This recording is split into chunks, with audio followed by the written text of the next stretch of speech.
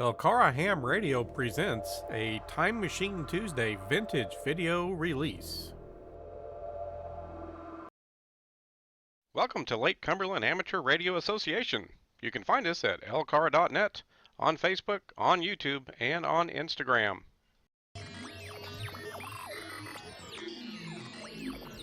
If you're enjoying the videos we're producing here at LCARA, please help our club out by hitting that subscribe button. Also, give us some feedback on our videos. Click the like button, share with anybody who may find it interesting, and be sure and hit the bell icon to make sure you get notified of the next video release. Well, good morning, folks. This is Chris, KY4CKP.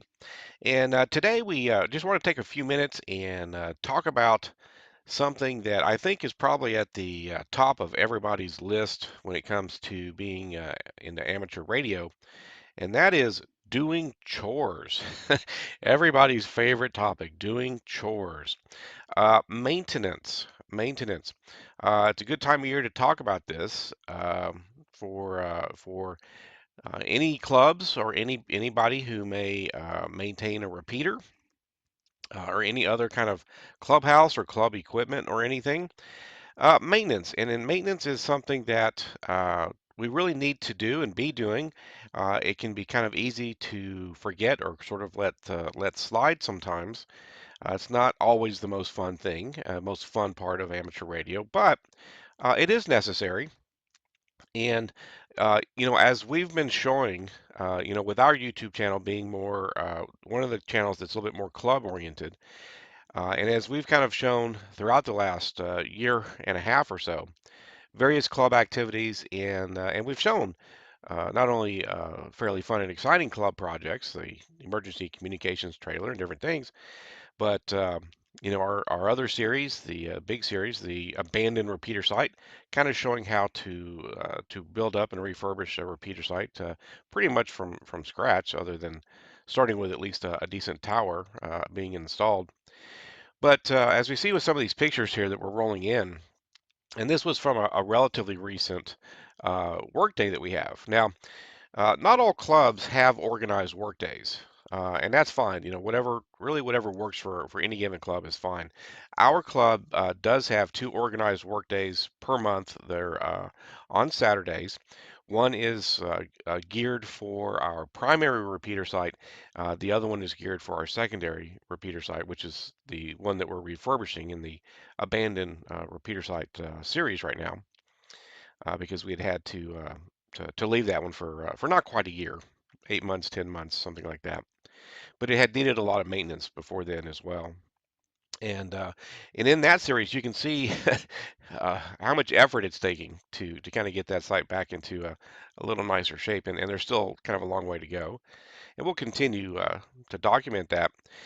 But even at our primary site, which we've maintained, continuously for a lot of years, and so forth, there's repetitive maintenance that needs to happen. And as you can see again through some of these pictures, we typically go out to these repeater sites. We do site surveys, check the grounds, check the shack, check the tower, at least do some ground level visual checks on things. When we can, get people up on the towers to do maintenance and to do things. And there's always, something to do. As you can see at our primary repeater site here with some of these shots, this site we have grass to mow for our access and around our shack, weeds to trim and to spray weed killer, going out to our guy line sites, inspection of the guy line sites, inspection of the shack. I think we showed a little bit earlier this year. It was time to repaint the shack at our primary site. The building is still in great shape. These type of buildings that we get are well built and last a very long time. But it's time for new paint on the sides and a new rubberized coating on the top. And we got that, maintenance done. It's not always glamorous, but it's really necessary to help maintain this equipment that we can all then take advantage of and help us enjoy the hobby. Here you can see we were doing some visual inspection of the guy lines and double checking.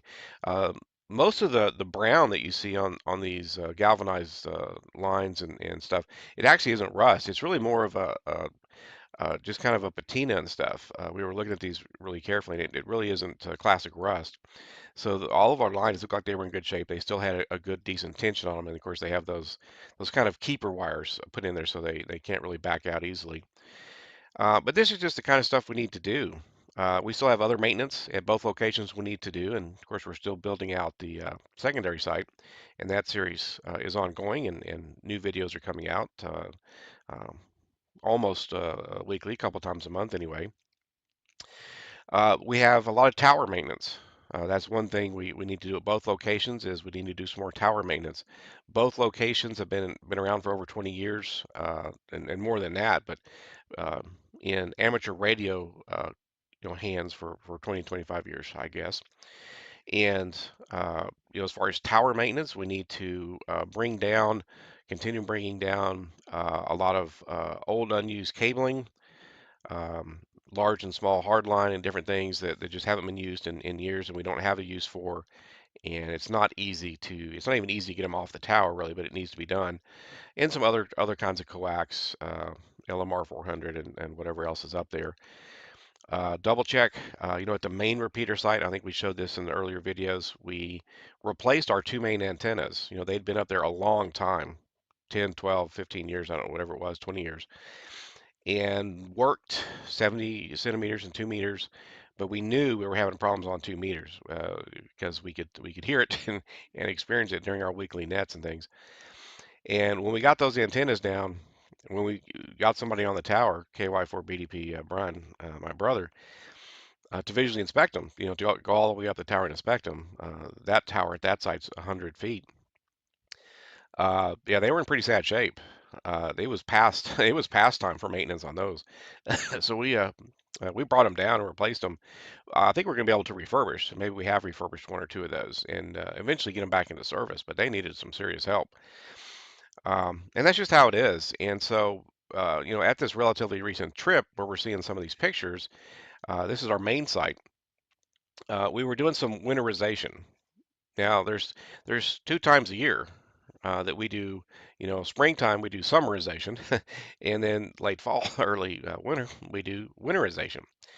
So here, what we're doing is we're taking the air conditioner offline. We're getting out and plugging in the space heater. It's not a real big shack. I think it's 8 foot by 8 foot. Plugging it in, and we're checking the functionality of the space heater and the thermostat that we've got wired in. You can see the wiring that was put in the shack, very similar to what we're showing you in the new repeater shack in the abandoned repeater series. And we just check and make sure everything actually works. And of course, in the spring, when we do the summerization, we put the heater away, we hook up the AC again, make sure the AC still works properly and works with the thermostat, so that with the heater in the winter, I believe we typically have that set to 50 degrees. We don't want it to get too bitterly cold in the shack for the equipment. And then in the summer, we have the AC. I think we have the AC set at like 80 degrees. We don't want to get too hot. So we do these operations twice a year, but we're doing other ongoing maintenance. Again, not every club is going to have organized work days like we do, but if you have informal days occasionally, um, as a club, I highly encourage you, make sure you let your club members know when you're going to have some kind of a maintenance or club project or something going on. Make sure it's well communicated through whatever you use, a club website and weekly nets or whatever it is, so people have an opportunity to show an interest in that and maybe volunteer time. And then as a club member, even if you're maybe not hearing about these kinds of things from the club members or club officers or whatever, inquire, ask and say, hey, do we have any maintenance projects that need to be done or that are coming up, or any cool club projects, anything where I could volunteer some time? Because a lot of times with these activities, yeah, they're not glamorous, but sometimes all we need is a couple extra pairs of hands and some donated labor, a couple 3 hours of time to do these things. Most of it's not particularly hard. It just is a little bit repetitive and needs to be done occasionally. Mowing the grass and trimming the weeds and doing visual inspections and that kind of stuff. And with our club, if we don't really feel like a physical visit to the repeater location is needed, on an official workday, we get into other things, at worldwide headquarters and work on other projects. And sometimes we simply just talk about things, the state of the club and state of projects, and are there any other projects we sort of want to get on the books and that kind of stuff. And sometimes that's a good use of your time. So I just thought it was a good time to cover some of this.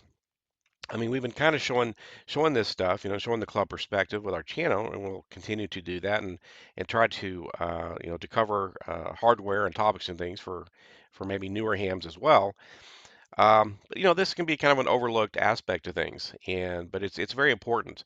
My brother and I work in the IT field, and we all have had our jobs, and maintenance in anything, whether it's maintaining your house, whatever it is. Uh, it's not always the most fun activities, but if you put in a little bit of effort now and then, stay on top of it, it's generally not going to be too bad. So we'll continue of course, to do these kinds of things and document the different activities that we're getting into. But I just thought this was a good topic because this is that time of year where we've transitioned from pretty much late fall to early winter, and if you operate any locations like this, you've probably either already done this kind of maintenance or you're about to. Or maybe you'll consider starting to do this kind of activity if maybe you've not done it before. Help maintain, your repeater shack access and that kind of stuff. So that's pretty much it. We don't have to make this a big long video or anything. Just I thought it was a topic that would be good to cover this time of year. So we'll wrap it up. This is Chris, KY4CKP, for Lake Cumberland Amateur Radio Association, 73.